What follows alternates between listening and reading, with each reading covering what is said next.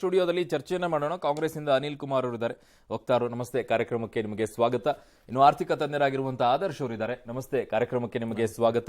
ಇನ್ನು ಬಿಜೆಪಿಯಿಂದ ಲಕ್ಷ್ಮೀ ಅಶ್ವಿನ್ ಗೌಡ ಅವರಿದ್ದಾರೆ, ಮೇಡಮ್ ನಮಸ್ತೆ, ಕಾರ್ಯಕ್ರಮಕ್ಕೆ ಸ್ವಾಗತ. ಮೊದಲನೇದಾಗಿ ಕಾಂಗ್ರೆಸ್ನಿಂದ ಅನಿಲ್ ಅವರೇ, first reaction after budget. Arun, ನೀವೇ ಆಗಲೇ ಹೇಳ್ತಿದ್ದಂಗೆ it is an interim budget.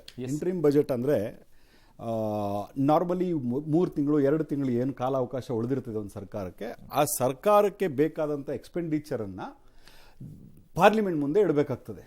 Normally 3 funds ಇರ್ತದೆ. ಒಂದು parliament funds, that is nothing but your budget ಅಂತ ಹೇಳ್ತೀವಿ. ಅದ್ರ ಜೊತೆಗೆ ಪಬ್ಲಿಕ್ ಫಂಡ್ಸ್ ಅಂತ ಇರ್ತದೆ. ಪಬ್ಲಿಕ್ ಫಂಡ್ಸ್ ಅಂದರೆ ನಿಮ್ಮ ESI, PF ಇದೆಲ್ಲ ಕಟ್ತಿರಲ್ಲ, ಈ ಥರದ್ದೊಂದು ಅಮೌಂಟ್ ಇರ್ತದೆ. ಆಮೇಲೆ ಕಂಟಿಜಿಯಸ್ ಫಂಡ್ ಅಂತ ಇರ್ತದೆ, which is basically used for emergency. ದೇಶದಲ್ಲಿ ಏನಾದ್ರು ಎಮರ್ಜೆನ್ಸಿ ಆದಾಗ ಅದನ್ನು ಯೂಸ್ ಮಾಡ್ತದೆ. ಈ 3 ಫಂಡ್ಗಳಲ್ಲಿ ಒಂದು ಫಂಡನ್ನು ನಾವೇನು ಹೇಳ್ತೀವಿ, ಬಜೆಟ್ ಅಂತ ಹೇಳ್ತೀವಿ. ಆ ಬಜೆಟ್ ಮಾಡಬೇಕಾದ್ರೆ ನಾರ್ಮಲಿ ಎಲೆಕ್ಷನ್ ಇಯರಲ್ಲಿ ಇಂಟ್ರೀಮ್ ಬಜೆಟ್ ಅಂತ ಮಾಡ್ತಾರೆ, ಯಾಕಂದರೆ ಮುಂದೆ ಬರೋ ಸರ್ಕಾರ ಯಾವುದು ಅಂತ ಗೊತ್ತಿರೋದಿಲ್ಲ. ಒಂದು, ಇಲ್ಲಿ ಯಾವುದೇ ಥರದ ಘೋಷಣೆಗಳನ್ನ ಮಾಡಂಗಿಲ್ಲ. ಆ್ಯಕ್ಚುಲಿ ಯಾವಾಗ ಎಲೆಕ್ಷನ್ ಇರುತ್ತದೋ ಆ ಎಲೆಕ್ಷನ್ ಇರಿದ್ದಾಗ ಯಾವುದೇ ಥರದ ಘೋಷಣೆಗಳನ್ನ ಮಾಡಂಗಿಲ್ಲ ಟೆಕ್ನಿಕಲಿ. ಯಾಕೆ ಅಂದ್ರೆ ಕೋಡ್ ಆಫ್ ಕಂಡಕ್ಟ್ ಯಾರು ಪಾಲಿಸೋದೂ ಇಲ್ಲ. ಅಲ್ಲಲ್ಲ, ಪಾಲಿಸೋದು ಬಿಡೋದು ದಟ್ ಇಸ್ ಸೆಕೆಂಡ್ರಿ ಯಾರು. ಬಟ್ ಟೆಕ್ನಿಕಲಿ ಹೇಳಬೇಕು ಅಂದ್ರೆ ಎಲೆಕ್ಷನ್ ಕಮಿಷನ್ ಬೈಲಾ ಪ್ರಕಾರ, ನಾನು ಓದಿದ್ದೀನಿ ಆ ಬೈಲಾನ. ಅದರಲ್ಲಿ ಏನು ಹೇಳ್ತದೆ ಅಂತಂದ್ರೆ, ನೀವು ಯಾವುದೇ ರೀತಿಯಿಂದ ಆಸೆ ಆಕಾಂಕ್ಷೆಗಳನ್ನ ಇದು ಮಾಡಂಗಿಲ್ಲ, ಅವ್ರಿಗೆ ಜನರಿಗೆ ತೋರ್ಸಂಗಿಲ್ಲ. ಹಂಗಾಗ್ಬಿಟ್ಟು ಈ ಸರಿ ಯಾವುದೇ ತರ ಯಾವ ಸರ್ಕಾರ ಪಾಲನೆ ಮಾಡಿದೆ ಸರ್, ಈಗ ಫಾರ್ ಎಕ್ಸಾಂಪಲ್ ಪಾಲನೆ ಒಂದ್ ನಿಮಿಷ ಈಗ ಹೇಳ್ತೀನಿ ನಿಮ್ಗೆ. ರೂಲ್ಸ್ ಆಗಿ ಸರ್ ಹಂಗಲ್ಲ, ಏನಾಗುತ್ತೆ ಗೊತ್ತಾ, ಬೇರೆ ರೀತಿಯಲ್ಲಿ ಇಂಟ್ರೀಮ್ ಬಜೆಟ್ ನೀವು ಯಾವ್ದಾರು ತೆಗೆದು ನೋಡಿ, ಯಾವ್ದು ಘೋಷಣೆಗಳು ಮಾಡಲ್ಲ. ಒಂದು, ಆಮೇಲೆ ಏನಾಗುತ್ತೆ, ಇಂಟ್ರೀಮ್ ಬಜೆಟ್ ಒಳಗಡೆ ಬರೀ 3 ತಿಂಗಳು 2 ತಿಂಗಳಿಗೆ ಏನು ಕೊಡಬೇಕಾಗ್ತದೆ ಅದನ್ನಷ್ಟೇ ಕೊಡ್ತಾರೆ, ಬಿಟ್ಟರೆ ಏನು ಕೊಡೋದಿಲ್ಲ ಬೇರೆ. ಆಮೇಲೆ ಇವತ್ತು ಆ್ಯಕ್ಚುಲಿ ಇಂಪಾರ್ಟೆಂಟ್ ಏನು ಅಂತಂದ್ರೆ, ಬಿಕಾಸ್ ಎಕನಾಮಿಕ್ ಸ್ಟೂಡೆಂಟ್, ಸೊ ನನಗೆ ಇಲ್ಲಿ ಆಶ್ಚರ್ಯ ಆಗುವಂಥದ್ದು ಆಮೇಲೆ ಕಾಣಿಸ್ಬೇಕಾಗಿರುವಂಥದ್ದು ಏನು ಅಂತಂದ್ರೆ ರಿವೈಸ್ಡ್ ಎಸ್ಟಿಮೇಟ್ ಅಂತ. ಇನ್ ಡೀಟೇಲ್ ಆಗಿ ಬರ್ತೀನಿ ನಾನು, ಅಲ್ಲ ಒಂದ್ ನಿಮಿಷ ಕ್ವಿಕ್ ಆಗಿ ಹೇಳ್ಬಿಡ್ತೀನಿ.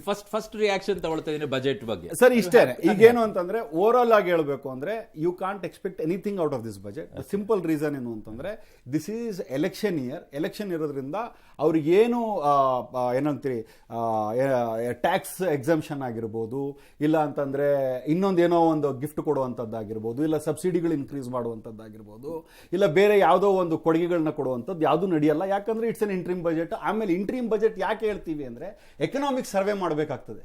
ಎಕನಾಮಿಕ್ ಸರ್ವೆ ಮಾಡೋದೇ ಆಫ್ಟರ್ ಕಂಪ್ಲೀಟ್ ಆಗಿ ಇದಾದ್ಮೇಲೆ, ಮಾಡಿದ್ಮೇಲೆ ನಿಮ್ಗೆ ಇಂಟ್ರೀಮ್ ಬಜೆಟ್ ನಿಮ್ಮ ಏನಂತೀರಿ ಬಜೆಟ್ ನ.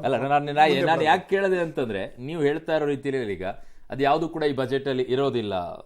ಇಂಟರ್ಮ್ ಬಜೆಟ್ ಆಗಿರೋದ್ರಿಂದ 2-3 ತಿಂಗಳಿಗೆ ಬೇಕಾಗಿರೋ ಲೇಖಾನುದಾನ ಕೊಡಬೇಕಾಗಿರೋದ್ರಿಂದ ಅನೇಕ ನನ್ನ ರಾಜ್ಯದ ಸಚಿವರನ್ನ ನೋಡ್ತಾ ಇದ್ದೀನಿ ನಾನು. ಅವರೆಲ್ಲ ಹೇಳ್ತಾ ಇದ್ರು, ಹಲವು ಸಾಲ ಮನ್ನಾ ಮಾಡಬೇಕು, ಅದು ಮಾಡಬೇಕು, ಇದು ಮಾಡಬೇಕು. ಅಲ್ಲ, ನಾ ಎಲ್ಲರಿಗೂ ಮಾಹಿತಿ ಇರಬೇಕು ಅನ್ನೋದು ಏನಿಲ್ಲ. ಈಗ ನನಗೆ ಎಕನಾಮಿಕ್ಸ್ ಮೇಲೆ ಇಂಟ್ರೆಸ್ಟ್ ಇದೆ, ನಾನು ಓದ್ತೀನಿ. ಎಲ್ಲರಿಗೂ ಇರಬೇಕು ಅಂತ ಏನಿಲ್ಲ. Your first reaction? ಇದು ನಮ್ಮ ಭಾರತ ದೇಶದ ಒಂದು ಪ್ರಚಂಡ ಆರ್ಥಿಕ ವ್ಯವಸ್ಥೆ ಏನಿದೆ ಮೋದಿಯವರ ಒಂದು ನಾಯಕತ್ವದಲ್ಲಿ, ಅದು ಈಗ ನಾವು ಮೋದಿ ಯುಗದಲ್ಲಿ ಎದುರಾದಂತಹ ಸಮಸ್ಯೆಗಳೇನಿದೆ ಆಂತರಿಕವಾಗಿ, ಅಂತಾರಾಷ್ಟ್ರೀಯ ಮಟ್ಟದಲ್ಲಿ. ಆಂತರಿಕವಾಗಿ ಕೊರೋನಾ ಮಹಾಮಾರಿ ಇತ್ತು, ನೋಡ್ದಂಗೆ ಎಲ್ಲರಿಗೂ ಗೊತ್ತಿರೋ ಹಾಗೆ. ಅಂತಾರಾಷ್ಟ್ರೀಯ ಮಟ್ಟದಲ್ಲಿ ರಷ್ಯಾ ಯುಕ್ರೇನ್ ಯುದ್ಧ ನಡೀತಿದೆ, ಪಾಕಿಸ್ತಾನ ಇರಾನ್ ಯುದ್ಧ ಶುರು ಆಗ್ತಾ ಇದೆ, ಇಸ್ರೇಲ್ ಹಮಾಸ್ ಯುದ್ಧನೂ ನಡೀತಾ ಇದೆ. ಜಾಗತಿಕೀಕರಣದ ನಂತರ ಈ ಥರ ಎಲ್ಲ ಜಾಗತಿಕ ವಿದ್ಯಮಾನಗಳು ಪ್ರತಿಯೊಂದು ದೇಶದ ಆರ್ಥಿಕ ವ್ಯವಸ್ಥೆಯ ಮೇಲೆ ಪರಿಣಾಮ ಬೀರುತ್ತೆ. ಎಲ್ಲ ಆರ್ಥಿಕ ವ್ಯವಸ್ಥೆ, ಎಲ್ಲ ದೇಶದ ಆರ್ಥಿಕ ವ್ಯವಸ್ಥೆಯ ಮೇಲೆ ದುಷ್ಪರಿಣಾಮನೇ ಬೇರಿದೆ. ಆದರೆ ನಮ್ಮ ಭಾರತ ದೇಶದ ಅರ್ಥವ್ಯವಸ್ಥೆ ಚೆನ್ನಾಗಿದೆ, ಯಾಕಂದರೆ because of our economical resilience. ಯಾಕಂದರೆ ನಮ್ಮ ಭಾರತ ದೇಶದ ಅರ್ಥವ್ಯವಸ್ಥೆ ಸದೃಢವಾದ ಬ್ಯಾಂಕಿಂಗ್ ಸೆಕ್ಟರ್ ಮೇಲೆ ನಿಂತಿರೋದು. ಆ ಸದೃಢವಾದ ಬ್ಯಾಂಕಿಂಗ್ ಸೆಕ್ಟರ್ನ ನಾನ್ ಪರ್ಫಾರ್ಮಿಂಗ್ ಅಸೆಟ್ಸ್ ಅಂತ ಏನಿದೆ ಅದನ್ನು ಪ್ರಾಪರಾಗಿ ಮ್ಯಾನೇಜ್ ಮಾಡೋದ್ರಿಂದ ಹಿಡಿದು, ಮತ್ತು ಮೋದಿಯವರ ಒಂದು ನೇತೃತ್ವದಲ್ಲಿ ತೆಗೆದುಕೊಂಡಂತಹ ಆರ್ಥಿಕ ನಿರ್ಧಾರಗಳೇನು ಇದೆ ಅದನ್ನು ಹಿಡಿದು, ಮತ್ತು ಬಂಡವಾಳ ಹೂಡಿಕೆ ಏನಿದೆ ಅದು ಹಿಡಿದು, ಮ್ಯಾನುಫ್ಯಾಕ್ಚರಿಂಗ್ ಮತ್ತು ಇದೇನು ಹೇಳ್ತಾರೆ ಕೈಗಾರಿಕೋದ್ಯಮವನ್ನು ಜಾಸ್ತಿ ಮಾಡಿದ್ದು. ಅಂದರೆ ನಮ್ಮ ಭಾರತ ದೇಶ ಯುವ ರಾಷ್ಟ್ರ. ನಮ್ಮ ಯುವ ಶಕ್ತಿಗೆ ಉದ್ಯೋಗ ಅವಕಾಶಗಳನ್ನ, ವಿಪುಲ ಅವಕಾಶಗಳನ್ನ ಸೃಷ್ಟಿಸಬೇಕು. ನಮ್ಮ ಭಾರತ ದೇಶ 2014 ಮುಂಚೆ ಸರ್ವಿಸ್ ಸೆಕ್ಟರ್ ಬೇಸ್ಡ್ ಎಕಾನಮಿ ಆಗಿತ್ತು. ಅಂದರೆ ಸೇವೆಗಳ ಆಧಾರದ ಮೇಲೆ ನಿಂತಿದ್ದಂತಹ ಆರ್ಥಿಕ ವ್ಯವಸ್ಥೆ. ಅಲ್ಲಿ ನಿರುದ್ಯೋಗ ಸಮಸ್ಯೆ ತುಂಬಾ ಜ್ವಲಂತವಾಗಿ ಕಾಡ್ತಾ ಇತ್ತು. ಆದ್ರೆ ನಮ್ಮ ದೇಶದ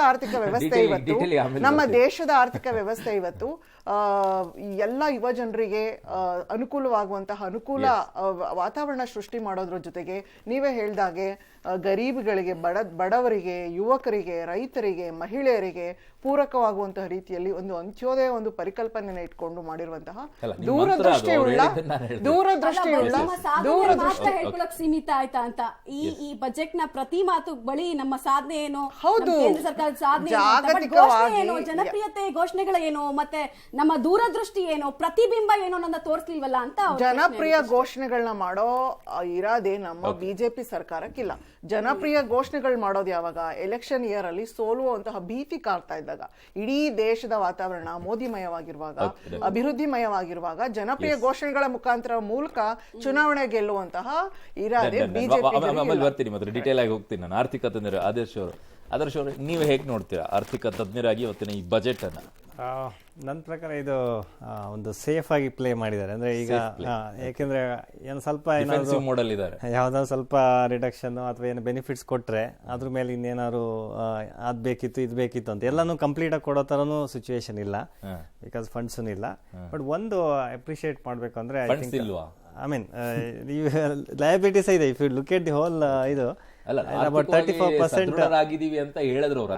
that is the general statements. ನನ್ನ ಪ್ರಕಾರ ಪ್ರತಿಯೊಂದು ವರ್ಡ್ಸ್ ಏನು ಯೂಸ್ ಮಾಡ್ತಾ ಇದ್ದಾರೆ it's all correct frame of mind. ಅಂದ್ರೆ ನಾವು ಇಂಡಿಯಾ ಹೇಗೆ ಹೋಗ್ಬೇಕು ಆ ಫ್ರೇಮಲ್ಲೇ ಇದೆ. ಬಟ್ ಅದು ಎಕ್ಸಿಕ್ಯೂಷನ್ ಆ ಸ್ಟೆಪ್ಸ್ ಇದೆಯಲ್ಲ ಅದು ಎಲ್ಲೋ ಮಿಸ್ಸಿಂಗ್ ಅನ್ಸುತ್ತೆ. ಅಂದ್ರೆ ಒಂದೊಂದು ಆಕ್ಷನ್ ಪಾಯಿಂಟ್ಸ್ನ ಸ್ಪೆಸಿಫಿಕ್ ಆಗಿ ಮಾತಾಡಿದ್ರೆ ಅದು ಮಿಸ್ಸಿಂಗ್ ಅನ್ಸುತ್ತೆ. ಒಂದು ಅಪ್ರಿಷಿಯೇಟ್ ಮಾಡಬೇಕಾದ ವಿಷಯ ಅಂದ್ರೆ ಟ್ಯಾಕ್ಸ್ ಡಿಮಾಂಡ್ಸ್ ಅವರು ನೀವು ನೋಟಿಸ್ ಮಾಡಿದ್ರೆ ಗೊತ್ತಿಲ್ಲ, 25,000 ಹಳೆ ಡಿಮಾಂಡ್ಸು ಅಂದರೆ 1962ರಿಂದ 2009ವರೆಗೂ ಏನೇನು ಹಳೆ ಡಿಮಾಂಡ್ ಟ್ಯಾಕ್ಸ್ದು ಪೆಂಡಿಂಗ್ ಇದ್ದರೆ ಅದು ಸಿಸ್ಟಮಲ್ಲಿ ತೋರಿಸ್ತಾ ಇರುತ್ತೆ. ಪ್ರತಿಯೊಬ್ಬರು ಪ್ಯಾನ್ ಒಳಗಡೆ ಲಾಗಿನ್ ಆದ ತಕ್ಷಣ ತೋರಿಸ್ತಾ ಇರುತ್ತೆ. ಅದೇನಾಗುತ್ತೆ, ನೆಕ್ಸ್ಟ್ ಈಗ ಸ್ಯಾಲ್ರಿದು TDS ಏನಾದ್ರು ರೀಫಂಡ್ ಬಂದಾಗ ಅದು ಅಡ್ಜಸ್ಟ್ ಆಗ್ತಾ ಹೋಗುತ್ತೆ ಹಳೆ ಡಿಮಾಂಡ್. ಅದು ಬಂದಿರೋ ಕಾರಣ ಹಲವಾರು ಇದೆ. ಆ್ಯಕ್ಚುಲಿ ಸಮ್ಟೈಮ್ಸ್ ಮಿಸ್ಟೇಕ್ಸ್ ಆಗಿದೆ, ನಮ್ಮ ಪರ್ಸನ್ ಕಡೆಯಿಂದ ಅಥವಾ ಡಿಪಾರ್ಟ್ಮೆಂಟ್ ಎರಡೂ ಕಡೆಯಿಂದ ಮಿಸ್ಟೇಕ್ಸ್ ಆಗಿದೆ. ಅದನ್ನು ಕ್ಯಾನ್ಸಲ್ ಮಾಡಿದ್ದಾರೆ. ಆ್ಯಕ್ಚುಲಿ 25,000 ಒಬ್ಬರು ಕೇಸಲ್ಲಿ 25,000 ಒಳಗಡೆ ಇದ್ದರೆ ಪೂರ್ತಿ ಡಿಮಾಂಡ್ನ ಕ್ಯಾನ್ಸಲ್ ಮಾಡಿದ್ದಾರೆ. ಆಮೇಲೆ 10,000 2011 ಮತ್ತು 10-11ಇಂದ 2014-15ವರೆಗೂ ಬರೋವಂಥದ್ದನ್ನ 10,000ವರೆಗೂ ರೆಡ್ಯೂಸ್ ಮಾಡಿ. ಅದು ಒಳ್ಳೆಯ ಸ್ಟೆಪ್ ಆ್ಯಕ್ಚುಲಿ.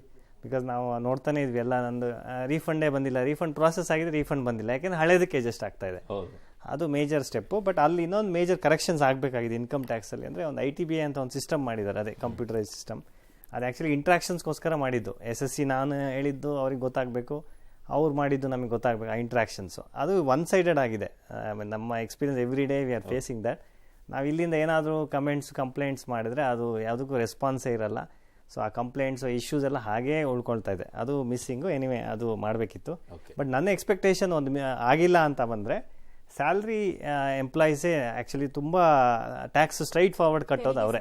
30% ಸ್ಟ್ರೈಟ್ ಅವ್ರಿಗೆ ಯಾವುದು ಜಾಸ್ತಿ ಆಪ್ಷನ್ಸೇ ಇರಲ್ಲ. ಸುಮ್ಮನೆ ಇವೆಲ್ಲ 7 lakhs 5 lakhs ಅವೆಲ್ಲ ಅದು ಐ ಮೀನ್ ನಾಮಕಾವಸ್ತಿ ಇರುತ್ತೆ ಅವರಿಗೆ. ಸೊ ಆ ವಿಷಯದಲ್ಲಿ ಒಂದು ಸ್ಟ್ಯಾಂಡರ್ಡ್ ಡಿಡಕ್ಷನ್ ಸ್ವಲ್ಪ ಜಾಸ್ತಿ ಮಾಡಬೇಕಿತ್ತು ಅಂತ ಐ ಎಕ್ಸ್ಪೆಕ್ಟೆಡ್ ಪರ್ಸ್ನಲಿ. 50,000ಇಂದ 1 lakhಗೆ ಅದಾಗಿಲ್ಲ ಅನ್ಕೋತೀನಿ. ಆಮೇಲೆ ಇಂಟ್ರೆಸ್ಟ್, ಬ್ಯಾಂಕ್ ಇಂಟ್ರೆಸ್ಟ್ ಇದೆಯಲ್ಲ, ಸೇವಿಂಗ್ಸ್ ಬ್ಯಾಂಕಲ್ಲಿ FD ಅಥವಾ ಸೇವಿಂಗ್ಸ್ ಅಕೌಂಟಲ್ಲಿ ಬ್ಯಾಲೆನ್ಸ್ ಇದ್ದಾಗ 10,000 ಒಳಗಡೆ ಇದ್ದರೆ ಅದು ಟ್ಯಾಕ್ಸಬಲ್ ಇಲ್ಲ. ಸೀನಿಯರ್ ಸಿಟಿಸನಲ್ಲಿ 50,000 ಒಳಗಡೆ ಇದ್ದರೆ ಟ್ಯಾಕ್ಸಬಲ್ ಇಲ್ಲ. ಅದನ್ನು ಎಲ್ಲರಿಗೂ 50,000 ತೊಗೋಬೇಕಿತ್ತು. ಯಾಕೆಂದರೆ ಎಲ್ಲರ ಅಕೌಂಟಲ್ಲಿ ಒಂದಿಷ್ಟಿರುತ್ತೆ, ಒಂದು ಟ್ಯಾಕ್ಸ್ ಬೆನಿಫಿಟ್ಟು ಅದ್ರಲ್ಲಿ ಕೊಡಬೇಕಿದೆ. ಸಿಂಪಲ್ ಸ್ಟೆಪ್ಸ್ ಆ್ಯಕ್ಚುಲಿ ಮಾಡಬೇಕಿತ್ತು. ಇನ್ನೂ ಹಲವಾರು ಎನಿವೆ ಬರ್ತೀನಿ. ಅನಿಲ್ ಅವರೇ, ಗ್ಯಾನ್ ಅನ್ನುವಂಥದ್ದು ಒಂದು ಮಂತ್ರವನ್ನ ಇವತ್ತು ಜಪಿಸಿದ್ರು. ಸೊ ಇದರಲ್ಲಿ ಒಂದೊಂದೇ ತಗೊಳ್ತೀನಿ ನಾನು. ಫಸ್ಟ್ G ತಗೊಂಡ್ಬಿಡ್ತೀನಿ, ಆಮೇಲೆ ಯಾನ್ ತಗೊಳ್ತೀನಿ. ಗರೀಬ್ ವಿಚಾರದಲ್ಲಿ ಮಾತನಾಡ್ತಾ ಇದ್ದಾರೆ. ಗರೀಬ್ ವಿಚಾರದಲ್ಲಿ ಮಾತಾಡೋದಾದ್ರೆ, ನೀವು ಇದ್ದಂಥ ಅಧಿಕಾರದಲ್ಲಿದ್ದಾಗ, BJP ಇದ್ದಂಥ ಅಧಿಕಾರದಲ್ಲಿದ್ದಾಗ ಏನು ಬದಲಾವಣೆ? ಸರ್, ಈಗ ನೀವು ಗ್ಯಾನ್ ಬಗ್ಗೆ ಮಾತಾಡ್ತೀರಿ. ನಾನು 2014ರಲ್ಲಿ ಅಚ್ಚೇ ದಿನ ಬಗ್ಗೆ ಮಾತಾಡ್ತೀನಿ. 2019ರಲ್ಲಿ ನ್ಯೂ ಇಂಡಿಯಾ ಬಗ್ಗೆ ಮಾತಾಡ್ತೀನಿ. 2022ರಲ್ಲಿ ಅಮೃತ್ ಮಹೋತ್ಸವ್ ಬಗ್ಗೆ ಮಾತಾಡ್ತೀನಿ. 2023ರಲ್ಲಿ ಅಮೃತ್ ಕಾಲ್. 2024ರಲ್ಲಿ ಏನದು ಗ್ಯಾನ್. ಯಾವ್ದು ಇಂಪ್ಲಿಮೆಂಟ್ ಆಗಿದೆ ಹೇಳಿ? ಯಾವ್ದಾದ್ರು ಇಂಪ್ಲಿಮೆಂಟ್? ಪಾಪ ನಮ್ಮ ಮೇಡಮ್ ಅವ್ರು ಹೇಳ್ತಾ ಇದ್ರು ಮಾತಾಡ್ತಾ, economic policies bought by Modi. I just wanted to tell her. ಬಡವರದೇನು ಬದಲಾವಣೆ ಆಗಿಲ್ಲ ಸರ್. ಒಂದು ನಿಮಿಷ. ಯುತ್ಸದ್ದೇನು ಬದಲಾವಣೆ? ಮೇಡಮ್ ಅವ್ರು ಹೇಳಿದ ವಿಚಾರಕ್ಕೆ economic policies bought by Modi. You know what is the debt? ಸಾಲ ಎಷ್ಟಿದೆ ದೇಶದ ಮೇಲೆ ಇವತ್ತಿನ ದೇಶದ ಮೇಲೆ ಇರುವಂಥ ಸಾಲ 170 ಲಕ್ಷ ಕೋಟಿ. ಆ್ಯಂಡ್ ಅವರ್ ಬಜೆಟ್ ಗಾತ್ರ ಬಂದ್ಬಿಟ್ಟು 45,000 ಕೋಟಿ, ಸಾರಿ 45 ಲಕ್ಷ ಕೋಟಿ. 3 ಟೈಮ್ಸ್. ಅಂದರೆ ನನ್ನ ಹತ್ರ ನನ್ನ ಸ್ಯಾಲ್ರಿ 100 ರೂಪಾಯಿ ಇದ್ದರೆ 400 ರೂಪಾಯಿ ಸಾಲ ಮಾಡಿದ್ದೀನಿ. ಆ್ಯಂಡ್ ವಾಟ್ ಕ್ಯಾಪಿಟಲ್ ಎಕ್ಸ್ಪೆಂಡಿಚರ್ ಎಷ್ಟಿದೆ? ಕ್ಯಾಪಿಟಲ್ ಎಕ್ಸ್ಪೆಂಡಿಚರ್ ಅಂದ್ರೆ ಏನು? ನನ್ನ ಹತ್ರ ಇರುವಂಥ ಆಸ್ತಿಯನ್ನ ಮಾರ್ಬಿಟ್ಟು ಪ್ರೈವೇಟೈಸೇಷನ್ ಮಾಡಿ ತಗೊಂಡಿರುವಂಥದ್ದು. ಎಷ್ಟು? 10 ಲಕ್ಷ ಕೋಟಿ 2023-24 ಅಲ್ಲಿ ನಿರ್ಮಲಾ ಸೀತಾರಾಮನ್ ಅವರು ಬಜೆಟಲ್ಲಿ ಇದು ಹೇಳಿದ್ದು. ಏನಕ್ಕೆ ಹೇಳಿದ್ರು? ಶಿ ಸೆಡ್ ವೆರಿ ಕ್ಲಿಯರ್ಲಿ, ಈ ಒಂದು ಕ್ಯಾಪಿಟಲ್ ಎಕ್ಸ್ಪೆಂಡಿಚರ್ನ ಯೂಸ್ ಮಾಡಿಕೊಂಡು ಜಾಬ್ ಕ್ರಿಯೇಷನ್ ಮಾಡ್ತೀವಿ ಅಂತ. ನಾನು ಅದಕ್ಕೆ ನಿಮ್ಗೆ ಆಗಲೇ ಹೇಳ್ತಾ ಇದ್ದೆ, ರಿವೈಸ್ಡ್ ಎಸ್ಟಿಮೇಟ್ ಅಂತ ಏನು ಹೇಳ್ತೀವಿ, ಎಸ್ಟಿಮೇಟ್ ಆದಮೇಲೆ, ಒಂದು ಬಜೆಟ್ ಆದಮೇಲೆ ಈ ವರ್ಷದಲ್ಲಿ ಲಾಸ್ಟ್ ಟೈಮ್ ಕೊಟ್ಟಿರುವಂಥ ಪ್ರಾಮಿಸ್ಗಳು, ಲಾಸ್ಟ್ ಟೈಮ್ ಮಾಡಿರುವಂಥ ಎಕ್ಸ್ಪೆಂಡಿಚರ್ಗಳು ಏನಾಯಿತು ಅನ್ನೋದು ಪ್ರಶ್ನೆ. ಇಲ್ಲಿ ಕೊಡೋದು, ಹೊಸದು ಕೊಡೋದು, ಘೋಷಣೆಗಳು ಮಾಡೋದು, ಟ್ಯಾಕ್ಸ್ ರಿಜಿಮು, ಇದ್ರ ಬಗ್ಗೆ ಎಲ್ಲ ಏನು ಮಾತಾಡೋಂಥ ಅವಶ್ಯಕತೆನೂ ಇಲ್ಲ, ಇದ್ರ ಮಾತಾಡೋದಕ್ಕೆ ಅರ್ಥನೂ ಇಲ್ಲ. ಯಾಕಂದ್ರೆ you can't give a budget ನಾವು. ಸಾಲ ಮಾಡ್ಲಾರ್ದೆ ಸರ್ಕಾರ ಸರ್ ಒಂದ್ ನಿಮಿಷ, ಸಾಲ ಮಾಡ್ಲಾರ್ದೆ ಸರ್ಕಾರ ವೆರಿ ವೆರಿ ಗುಡ್ ಕ್ವಶನ್. ಮನೆ ಕಟ್ಟಬೇಕಾದ್ರೂ ನನಗಿರುವಂತ ಆದಾಯ 10 ಲಕ್ಷ ವರ್ಷಕ್ಕೆ ಇದೆ ಅನ್ನೋದು ಲೆಕ್ಕ ಇಟ್ಕೊಂಡ್ರು ಸಹ ನಾನು 60 ಲಕ್ಷದೊಂದು ಮನೆ ಕಟ್ತೀನಿ ಅಂತ ತಗೊಳ್ತೀನಿ ಸರ್. ಎಂತ ಅಲ್ಲಲ್ಲ, really hats off for your, really hats off for our CA and you. ಹೇಳ್ತೀನಿ ಹೆಂಗೆ ಅಂತ. ಈಗ ನೀವು ಹೇಳಿದ್ರೆ ನಾನೊಂದು ಮನೆ ಮಾಡ್ತಾ ಇದ್ದೀನಿ, 60 ಲಕ್ಷ ಸಾಲ ಮಾಡಿದ್ದೀನಿ. ಎಕ್ಸಾಂಪಲ್ ಕರೆಕ್ಟ್ ಅಲ್ಲ sir? Sir are you standing on the same line? ಈಗ ನಾನು ಸಾಲ ಹೆಂಗ್ ಮಾಡಬೇಕು ಅಂದ್ರೆ 100 ರೂಪಾಯಿ ನನ್ನ ಗಳಿಕೆ ಇದ್ರೆ 10 ರೂಪಾಯಿ ಮಾಡಬೇಕು, ಇಲ್ಲ 20 ರೂಪಾಯಿ ಮಾಡಬೇಕು. ಒಂದ್ ನಿಮಿಷ ಹೇಳ್ತೀನಿ ಯಾವ ಸರ್ಕಾರ. 1953ರಿಂದ 1914 ನನ್ನ ಹತ್ರ ಡೇಟಾ ಇದೆ. 56 ಲಕ್ಷ ಕೋಟಿ ಇತ್ತು ಸಾಲ. 2014 ಒಳಗೆ ದೇಶ ಮೋದಿ ಅವ್ರ ಕೈಯಲ್ಲಿ ಕೊಟ್ಟು. ಅವಾಗ ಎಷ್ಟಿತ್ತು ಆದಾಯ? 56 ಲಕ್ಷ ಕೋಟಿ.